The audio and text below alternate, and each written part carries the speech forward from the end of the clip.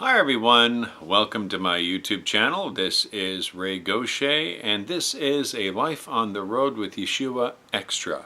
Every once in a while I'll be providing shorter videos than usual that are called extras on things I've learned and things that I wanted to share with you.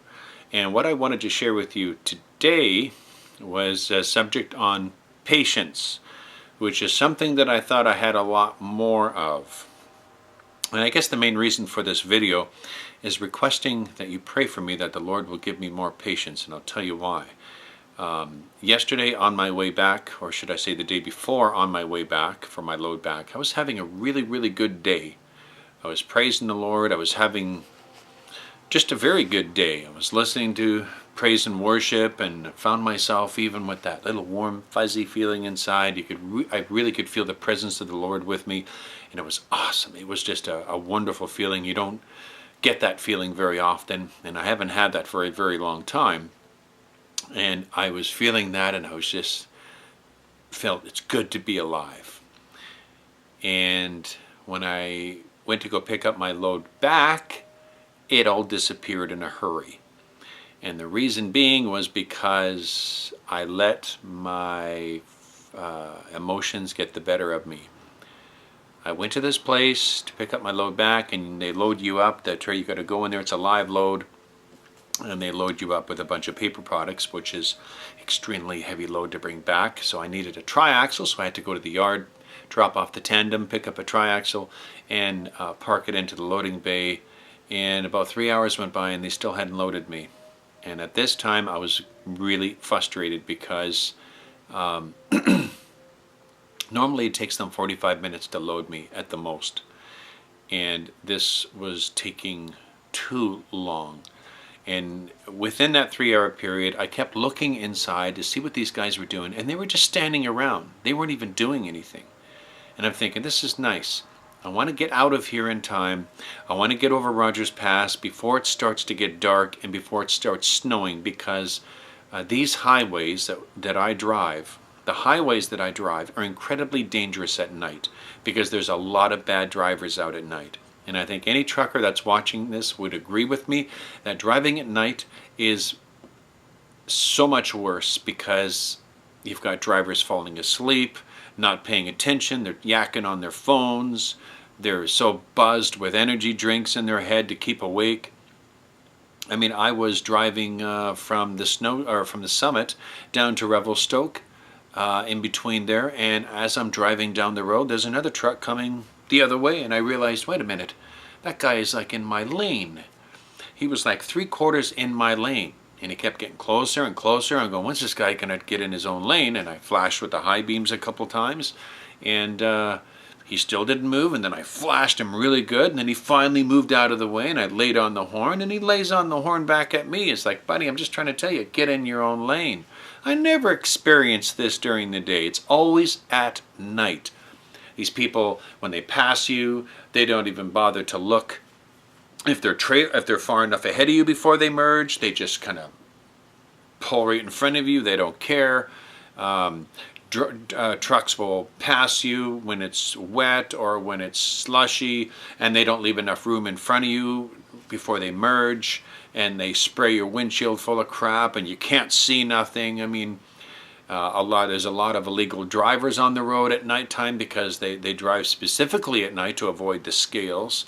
I mean, nighttime is the worst time to drive, and if I can avoid it, I do at all costs. And I wanted to avoid going through Rogers Pass because there was supposed to be 2 to 4 centimeters of snow, which turned out to be a whole lot more than that. The weather forecast is never right. And I didn't want to end up driving at night. I wanted to at least try to make it to Kamloops. I didn't make it to Kamloops. I made it as far as Malacqua. I lost about 2.5 hours of driving time because I was sitting at this loading dock in Calgary for 3 hours, a little over 3 hours in total. Well, when 2.5 hours rolled around, or 2 hours and 45 minutes rolled around, I contacted my dispatch and I said, you know what, this is getting ridiculous. I've been sitting here almost 3 hours. Is there anything you can do to get these guys to load me faster?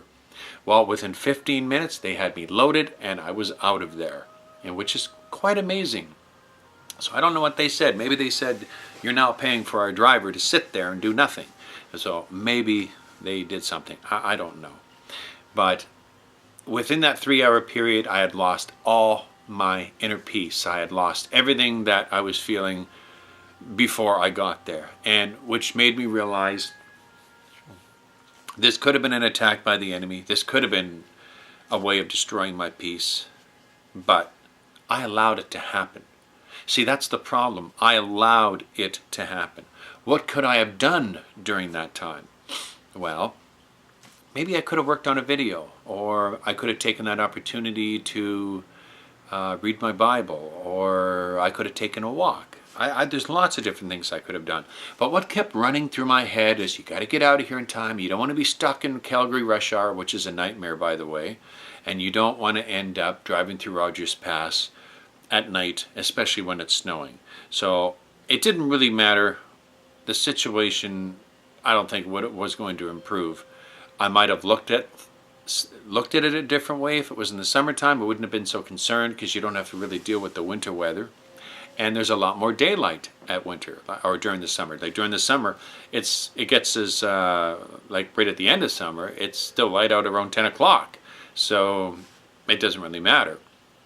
So I don't think the situation would have improved in any way, except if I had an opportunity to have a little bit more patience.